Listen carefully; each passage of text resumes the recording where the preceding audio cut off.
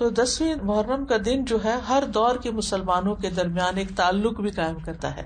صحابہ نے رکھا، پھر تابعین نے، پھر تبع تابعین نے، پھر امت کے باقی نیک لوگوں نے، پھر آج ہم بھی رکھ رہے ہیں. تو ہم سب کا ایک کنیکشن ہو جاتا ہے، نیکی کے کام میں ایک تعلق ہو جاتا ہے، اور ہمارا جو ایک ایمانی بھائی چارہ ہے اس کو وہ عملاً ثابت کرتا ہے.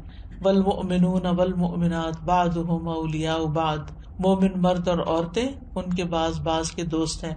اور یہ دوستی صرف اپنے زمانے کے لوگوں کے لیے نہیں بلکہ پیچھے سے چلی آ رہی.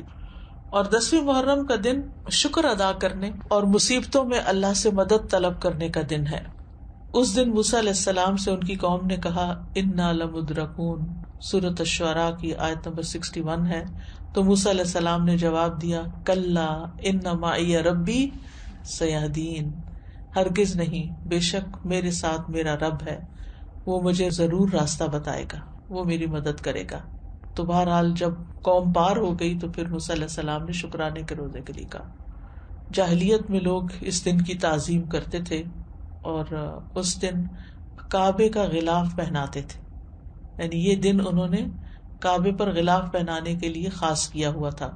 حضرت عائشہ کہتی ہیں کہ لوگ رمضان کے روزے فرض ہونے سے پہلے عاشورہ کا روزہ رکھتے اور اس روز کعبہ کو غلاف پہنایا جاتا تھا.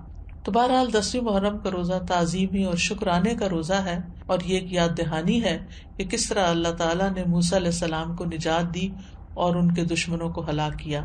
اور یہ اس بات کی بھی یاد دہانی ہے کہ اللہ تعالیٰ کس طرح مومنوں کی مدد کرتا ہے اور مومنوں کے دشمنوں کو غارت کر دیتا ہے. اس مہینے میں کچھ بدعات وغیرہ بھی رائج ہیں، اور کچھ لوگوں نے اس مہینے کو حضرت حسین رضی اللہ تعالیٰ عنہ کے ساتھ خاص کر دیا ان کی شہادت کے واقعے سے.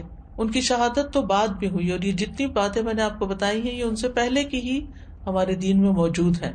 تو ہمیں یہ دیکھنا چاہیے کہ شہادت جو ہے وہ حضرت عمر کی بھی ہوئی ہے، حضرت عثمان کی بھی ہوئی ہے، حضرت علی کی بھی ہوئی ہے، حضرت حسین رضی اللہ عنہ کی بھی ہوئی ہے، ان کے گھر والوں کی بھی ہوئی ہے، اور بھی امت میں بہت سے لوگوں کی ہوئی. جنگ بدر میں کچھ لوگ شہید ہوئے، جنگ احد میں بہت سے لوگ شہید ہوئے.